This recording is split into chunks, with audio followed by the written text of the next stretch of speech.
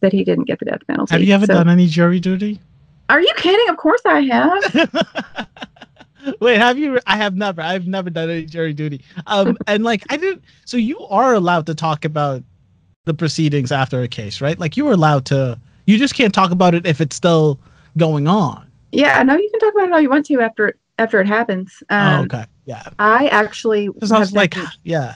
I've been on a couple of juries here, and I've been called for jury duty twice, but the second time I didn't actually get put on a jury, but I had to go and sit there. The selection process. Mm-hmm. But I didn't even get selected. My name didn't even get called, like in the. Okay. Just sit there and wait for them to call your name. But now the other one that I did, it was a drive-by shooting, and stop it, Tina. No, it was. There was a. Are you kidding? No, I'm not at all. That's hardcore. I know, it was really sad. It was a case where there was a mom who she wanted the father of her baby to pay child support, and he wouldn't. And so she talked her friend into trying to kill him so that she could get death benefits. Was she a nurse? Because that would be an insane story to do. No, she wasn't. Oh my God, Tina. Wait, that's a hardcore, and can I ask, during the hearings, like during the entire process, is it as cool and as intense as they make it out in the movies, or is it? Well, not really. I mean, there's a lot of waiting. You're in a jury kind of like room in the back, and they're doing stuff out there that you don't know because they have to decide what's allowed to be told to the jury and what's not, because they don't want the jury to be tainted and have the case thrown out. And so then they bring you in, and then they tell you very specific things. One thing that I noticed that I learned that other people may know, it was an observation that I made. It was that they don't always lay everything out for you. They don't always spell everything out for you. The prosecutor was amazing. For one thing, she grew up in this area. This prosecutor grew up in this area where this happened, and the girl. So what happened is the dad of the child. Oh wait, the dad of the baby daddy. The baby daddy. Oh God, yeah, that's the word I was looking for. The baby daddy she was trying to have killed. He didn't get killed. Shit! So the drive-by shooting was just of random people?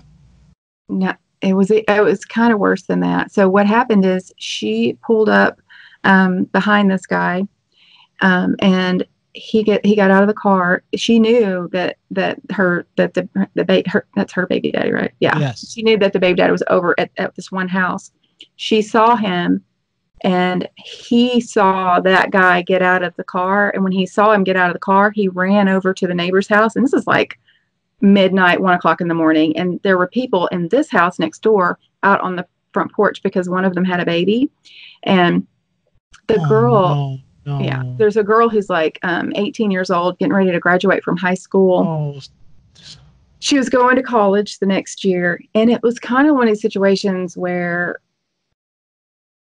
am I saying this right? Because it's been a few years. I want to say she was like going to be the first person in her family to go to college, and she was like doing everything right. You know what I mean? Like beating the odds of what normally happens like in this neighborhood, and in her family.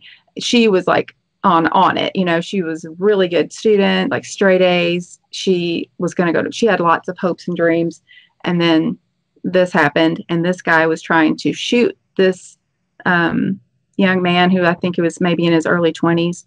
And then because he ran across and ran up into the porch where these people were, I don't know if he was thinking, well, if I run over here, he won't shoot because of these people being, this guy didn't care. He didn't care who was there. He was just shooting.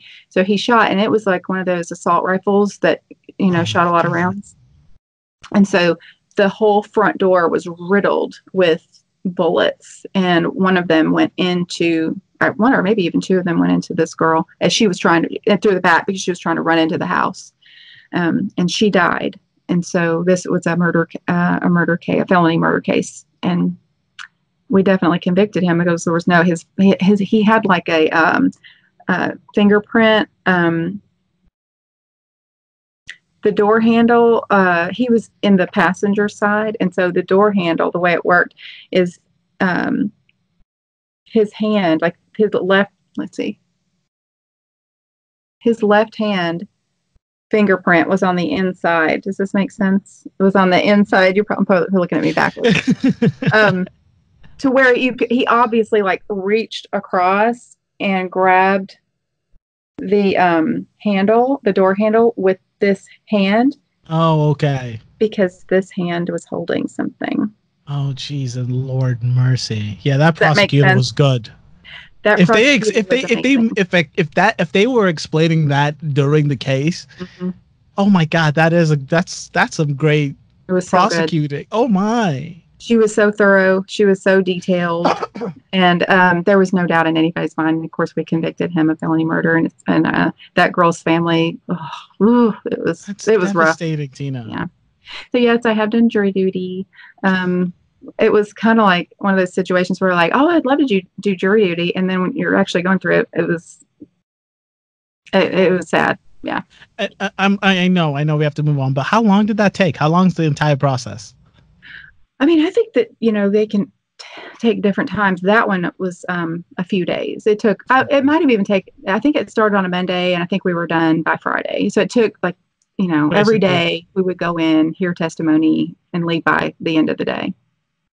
And were you allowed to go back home, or did you have to stay at the hotel? Like, because I know they try to make sure you don't look things up and Google stuff and...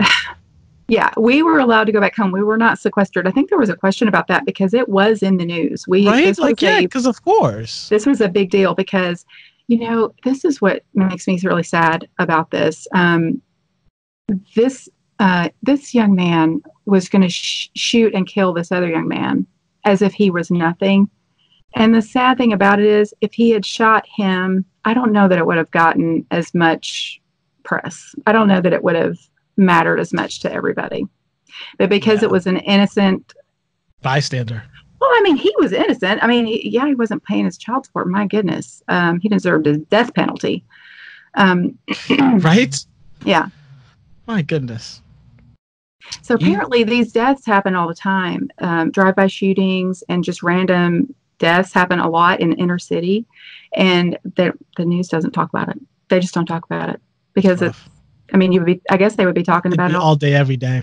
Mm-hmm. Yeah. But this was in the news. They talked about it a lot because this poor girl, who was going to make a difference and actually, do something with her life. But oh well.